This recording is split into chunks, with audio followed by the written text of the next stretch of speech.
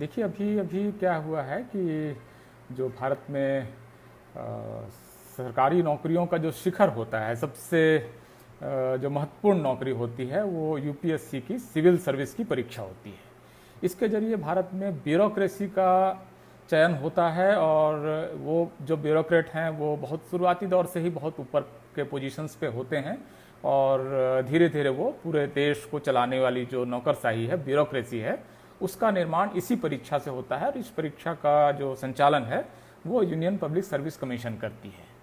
हर साल इसमें बड़ी संख्या में ऑफिसर्स नियुक्त किए जाते हैं जो दूसरी नियुक्ति होते होते कलेक्टर बन जाते हैं, फिर आप देखेंगे वो कमिश्नर बन जाते हैं, एसपी, डीएसपी, अलग अलग स्ट्रीम में वो अलग अलग पोजीशंस पे चलते हैं। तो एक तरह से इस देश को दो जो बड़े इंस्टीट्यूशंस चला रहे हैं, उसमें एक इंस्टीट्यूशन जो है वो पॉलिटिकल पार्टीज हैं, पॉलिटिकल फोर्सेस हैं, और दूसरी जो बड़ी इंस्टीट्यूशन है वो ब्यूरोक्रेसी है जो इस देश को चलाती है। सर्च सिर्फ ये करना है कि सिविल सर्विस एग्जामिनेशन 2019 रिजल्ट, इसको सर्च करेंगे तो आप पीआईबी की वेबसाइट पे जाएंगे, जो भारत सरकार का रिजल्ट वहीं पर आता है। ये परीक्षाएं 2019 में हुई थी और अगर आप इसमें देखेंगे तो टोटल जो वैकेंसीज थी वो 927 वैकेंसीज थी। इसमें IAS 180, Indian Foreign Service 24, Indian Police Service मतलब IPS 150, Central Service Group A के 438 पोस्ट और ग्रुप बी के 135 पोस्ट, मतलब कुल मिलाकर 987 पोस्ट के लिए ये परीक्षा हुई थी। मतलब 927 ऑफिसर्स इस परीक्षा के जरिए चुने जाने थे। फिर से मैं बता रहा हूँ, आईएएस इसमें 180, Indian Foreign Service 24, Indian Police service 150, Central Service Group ए 438 और ग्रुप बी सर्विस 135, इतने ऑफिसर्स का इसमें टोटल सिलेक्शन होना था। अब इसमें से आपको मैं फिर से ये दिखाता हूँ, इसमें अगर आप देखेंगे, शायद आप देख पाएंगे इसमें, तो आप पाएंगे कि टोटल 397 पोस्ट जो हैं वो जनरल कैटेगरी के लिए हैं, मतलब ओपन पोस्ट हैं। इकोनॉमिकली वीकर सेक्शन जो इस बार से शुरू हुआ है 83 पोस्ट, ओबीसी के 251 पोस्ट, शेड्यूल्ड कास्ट के 129 पोस्ट और शेड्यूल्ड ट्राइब के 67 पोस्ट। ये टोटल इतनी नियुक्तियां इस साल होनी है। तो इतनी नियुक्तियां अगर होनी है तो इसके हिसाब से आप कह सकते हैं कि इतने का रिजल्ट आया होगा, 927 लोगों का रिजल्ट आया होगा। अब मैं आपको इनका रिजल्ट दिखाता हूँ। टोटल जो रिजल्ट है वो आप खोल कर देखिए, फाइनल रिजल्ट जो है। तो इसमें सबसे पहले नंबर पर जो टॉप पोजीशन है इस सिविल सर्विस में इस साल जो पास किया है वो प्रदीप सिंह है, फिर जतिन किशोर हैं, फिर प्रतिभा वर्मा है, फिर हिमांशु जैन है, फिर जयदेव सीएस हैं, फिर विशाखा यादव हैं। और इस तरह से करते करते अगर आप उसके रिजल्ट के छठे पेज पे जाएंगे तो आपको दिखेगा कि कुल मिलाकर 829 ऑफिसर्स का चयन हुआ है। सुनील कुमार लास्ट आखिरी कैंडिडेट जो हैं वो सुनील कुमार हैं। ये आप फिर से देख सकते हैं, मैंने आपके सामने ये विंडो फिर खोल रखा है। 829 टोटल और इसके बाद कंक्लूडेड लिखा हुआ है। इसका मतलब कि 829 अफसर्स की लिस्ट यूपीएससी ने जारी की है। Union Public Service commission, new Delhi 69, 4 अगस्त 2020 ये रिजल्ट आपका जारी हुआ है। अब आप कहेंगे कि अगर टोटल 927 अफसरों का सिलेक्शन होना है, विज्ञापन अगर 927 ऑफिसर्स का जारी किया गया है, तो ऐसी हालत में 927 ऑफिसर्स का टोटल सिलेक्शन होना है और आपका रिजल्ट आ रहा है 829 लोगों का। ये क्या है? मतलब अगर पता नहीं, शायद इसको आप रिवर्स में देख रहे होंगे, लेकिन जो भी, मतलब ये कुल मिलाकर आपको बहुत सारे ऑफिसर्स का गैप मिल रहा है कि 927 अफसरों की नियुक्ति होनी है और 829 का रिजल्ट देना है। ये आप अगर रिजल्ट देखेंगे, आप लोगों से मैंने रिक्वेस्ट किया था कि आप सरकारी साइट पर जाकर रिजल्ट खोल कर रखें इस बीच में, ताकि आपको इसकी सारी जानकारी बिल्कुल ऑथेंटिक तरीके से, मैं कोई जानकारी ऐसी नहीं दे रहा हूँ जो भारत सरकार की वेबसाइट पर अवेलेबल नहीं है। जैसे ये बता रहे हैं, जैसे मैं पढ़ रहा हूँ प्रेस रिलीज भारत सरकार की, based on the results of the written part of civil service examination 2090 held by the Union Public Service Commission in September 29 and the interviews for personality test following is the order of merit for IAS, IFS, IPS and Central Service Group A and B officers. अब इसका point 2 है, a total number of 829 candidates have been recommended for appointments as per following breakups. अब ये 829 लोगों की list उन्होंने जारी कर दी कि आप 829 अफसरों की नियुक्ति कर लीजिए। इसमें 304 अफसर जनरल कैटेगरी के हैं, EWS के 78 अफसर हैं, OBC के 251, शेड्यूल्ड कास्ट के 129 और ST के 67। मुझे उम्मीद है कि आप सारे लोगों ने भारत सरकार की वेबसाइट इस समय खोल रखी होगी, UPSC या PIB या कहीं पर भी भारत सरकार की वेबसाइट से मेरे ख्याल से आप इस समय रिजल्ट देख रहे होंगे। और मैं जो कह रहा हूँ वो ऑथेंटिक है, इसके बारे में आप देख सकते हैं, कोई भी इस टैग को खोल सकता है, खोल के देख सकता है। मतलब कुछ भी ऐसा मैं नहीं बोल रहा हूँ जो कि भारत सरकार नहीं बोल रही है। तो अगर 927 अफसरों की नियुक्ति होनी है और 829 का रिजल्ट दिया गया है, तो बाकी क्या हुआ, बाकी अफसरों की लिस्ट कहाँ है? मतलब ये टूल मिलाकर डेफिसिट जो है वो 927 में से आप घटा दीजिए 829, तो टोटल 927 में से 829 घटाएंगे तो 98 अफसर्स फिर कहाँ गए, ये कहाँ पर है? अब इसके बारे में क्लैरिफिकेशन यूपीएससी दे रहा है। इस क्लैरिफिकेशन को आप फिर भारत सरकार की वेबसाइट में आपको दिखा रहा हूं। इसमें क्या लिखा हुआ है? In accordance with rule 16(4) and 5 of the civil service examination rule 2019, the commission is maintaining a consolidated reserve list of candidate as under general 19, EWS 9, OBC 71, SC 8, ST 7, total 182 candidate की इन्होंने एक रिजर्व लिस्ट जारी कर दी है।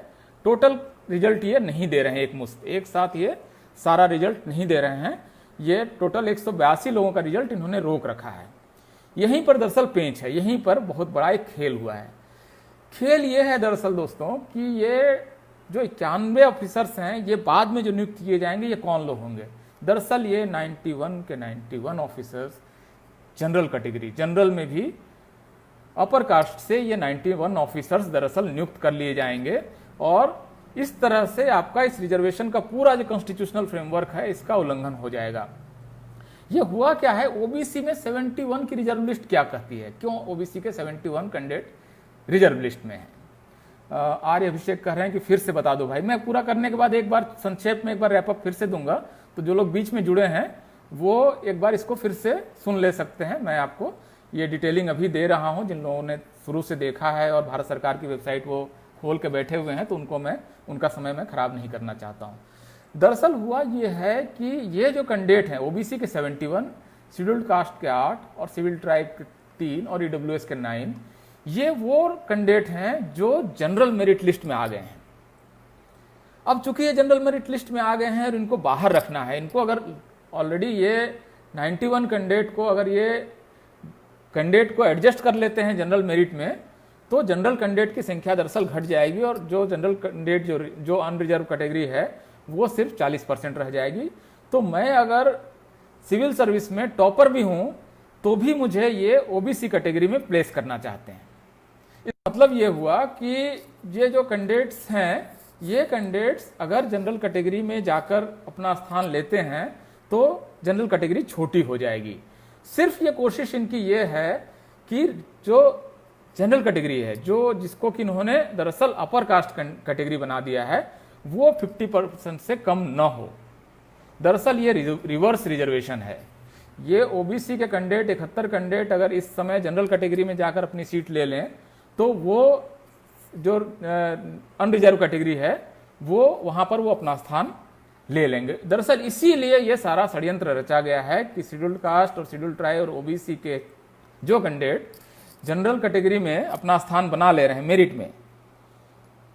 अब हो सकता है कि टॉपर जो प्रदीप सिंह है वो ओबीसी हो, फिर आपको जो आपको वर्मा है वो ओबीसी है, आपको ये इस तरह के बहुत कैंडिडेट टॉप में जो ओबीसी एससी एसटी के कैंडिडेट बहुत बड़ी संख्या में आजकल चुन के आ रहे हैं, उनको किसी तरीके से इनको अपनी कैटेगरी के अंदर पुश कर देना है।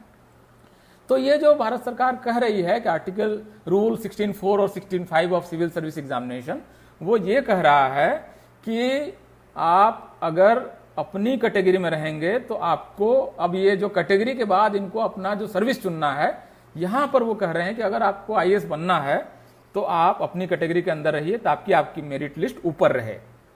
जैसे एक कैंडिडेट हो सकता है कि ओबीसी कैटेगरी में उसका जो रैंक है वो ओबीसी रैंक जो है वो 20 हो, लेकिन वो अगर जनरल लिस्ट में जाएगा तो उसकी रैंक हो सकता है कि 225 हो, तो 225 के साथ उसको आईएएस नहीं मिलेगा। तो सरकार ये कह रही है कि आप अपनी कैटेगरी के अंदर रहिए, तब हम आपको आपकी पसंद की सर्विस देंगे। तो ये जो खेल है कि आपको अपनी सर्विस पसंद की चाहिए तो आप अपनी कैटेगरी में जाइए, और अपनी कैटेगरी में जाते ही वो जगह जो है वो अनरिजर्व कैटेगरी का एक कैंडिडेट जाकर ले लेता है। तो इस तरह से ओबीसी, एससी और एसटी के कैंडिडेट के साथ बहुत बड़ी हकमारी हो रही है, बहुत बड़ा अन्याय हो रहा है। और एक आईएएस अफसर की आप कीमत समझते हैं, वो अपनी दूसरी सर्विस में कलेक्टर बन जाता है और वो करोड़ों रुपये का बजट और हजारों नौकरियां इधर से उधर करने की हैसियत में पहुंच जाता है। तो एक एक पोजीशन जहां इतनी महत्वपूर्ण है, वहां 71 पोजीशन ओबीसी की, 8 पोजीशन शेड्यूल कास्ट की और शेड्यूल ट्राइब की 3 पोजीशन। मुझे लग रहा है कि आप ये सारे नंबर भारत सरकार की वेबसाइट पर इस समय देख पा रहे होंगे, कृपया उसको आप देखिए, सिविल सर्विस रिजल्ट इस बार का देखिए। तो ये कैंडिडेट को किसी तरह से कोशिश है कि अपनी कैटेगरी के अंदर रहो, ताकि आप जो जनरल मेरिट है वहां पर आप अपना स्थान न लें, इसकी पूरी कोशिश है। और इस वजह से ये इतना बड़ा षड्यंत्र भारत में हो रहा है इतने पढ़े लिखे लोगों के साथ। सिविल सर्विस में जो जा रहे हैं जाहिर है कि बहुत पढ़े लिखे समझदार लोग हैं, वो जो कोचिंग कर रहे होंगे वहाँ उनको टीचर्स बता रहे होंगे कि ये क्या हो रहा है। तो ये हर साल अगर भारत सरकार इस तरह से लगातार ओबीसी और एससी और एसटी के कैंडिडेट्स को कहेगी कि आपको अच्छी सर्विस चाहिए तो अपनी कैटेगरी में जाइए, तो ये कितना बड़ा एक अन्याय हो रहा है। और ऐसे अन्याय को दरअसल छिपाने के लिए ही इस तरह के भावनात्मक मुद्दे उछाले जाते हैं। मंदिर का मुद्दा होगा, कभी आपको कुछ भी अनाप शनाप गाय का मुद्दा होगा, जिससे आपकी नौकरी का कोई लेना देना नहीं है, जिससे आपके रोजगार का कोई लेना देना नहीं, आपके करियर का कोई लेना देना नहीं। इस तरह के मुद्दों को दबाए रखने के लिए दरअसल इस तरह के सवाल उठते हैं। और इसके पीछे इस तरह का जब भी कोई मुद्दा उठे, आप गौर से देखिए और क्या हो रहा होगा। जब ऐसा ही कोई मुद्दा उठेगा तो अचानक से रेलवे का निजीकरण कभी हो जाएगा, अचानक ऐसा ही कोई मुद्दा होगा उसमें लेटरल एंट्री से 400 नियुक्तियां कर दी जाएंगी, जिसमें कोई रिजर्वेशन नहीं होगा, कोई मेरिट भी नहीं होगा, मनमाने तरीके से आपको उस तरह से मतलब आपके सवालों को पीछे कर दिया जा रहा है। कुल मिलाकर ये षड्यंत्र यही है। और मेरे ख्याल से आप लोग इस रिजल्ट को बहुत गौर से पढ़िए कि क्यों 927 का विज्ञापन आता है और रिजल्ट 829 का क्यों दिया जाता है। आप किसी से भी जाकर पूछिए कि सिविल सर्विस की परीक्षा देने वाले किसी भी कैंडिडेट से पूछिए कि भाई आपने जब परीक्षा दी थी तब 927 का विज्ञापन आया और आपका रिजल्ट 829 का क्यों आया, और ये 182 लोगों का रिजल्ट रोक क्यों लिया गया, और सरकार ये क्यों नहीं बताती है कि 182 लोग कौन है, इसका भी रिजल्ट दे दें ताकि हमें पता चले कि आखिर कौन फाइनल लिस्ट में आ रहा है, फाइनल लिस्ट में किस तरह से लोग आ रहे हैं। एक एक ऑफिसर की जहां पर इतनी बड़ी हैसियत है, इतनी बड़ी औकात है, वहां पर अगर इस साल जैसे 71 ओबीसी, एससी के 8 और एसटी के 3, मतलब 71 और 11, 82 आईएएस, आईपीएस और आईएफएस ऑफिसर और क्लास 1 के ऑफिसर नहीं बन पाए हैं। ये कितना बड़ा अन्याय है आप समझ सकते हैं। मतलब एक आईएएस ऑफिसर्स की क्या ताकत होती है, इससे आप नहीं समझ रहे होंगे, ऐसा नहीं है। तो ये मेरिट के नाम पर एक बहुत बड़ा षड्यंत्र हो रहा है। मेरिट में जो एससी एसटी ओबीसी कैंडिडेट चुन के आ रहे हैं उनको किसी तरह से पुश कर दिया जा रहा है कि आप जाइए, आप अपने कैटेगरी में जाइए, तब हम आपको अच्छी सर्विस देंगे।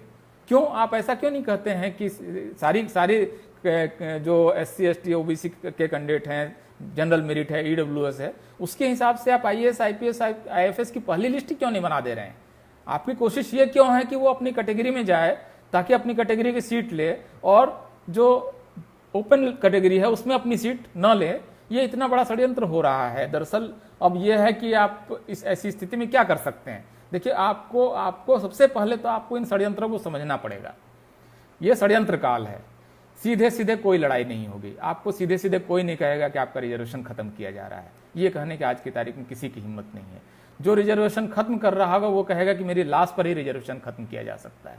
जो लेटरल एंट्री के जरिए हर साल बड़ी संख्या में बगैर रिजर्वेशन के नौकरियां दे रहा है, वही आदमी ये कह रहा है कि मेरी डेड बॉडी पर ही आप रिजर्वेशन खत्म कर सकते हैं, और रिजर्वेशन और संविधान के लिए तो मैं अपनी जान दे दूंगा। तो ये इस तरह से आपको षड्यंत्रों के जरिए ही आपसे निपटा जा सकता है। भारत की 85% आबादी को सीधे लड़ाई में कोई हरा नहीं सकता है। उनकी हार होनी है तो षड्यंत्रों के जरिए होनी है। आपके अपने ही लोगों को उस षड्यंत्र में हिस्सेदार बनाकर होना है।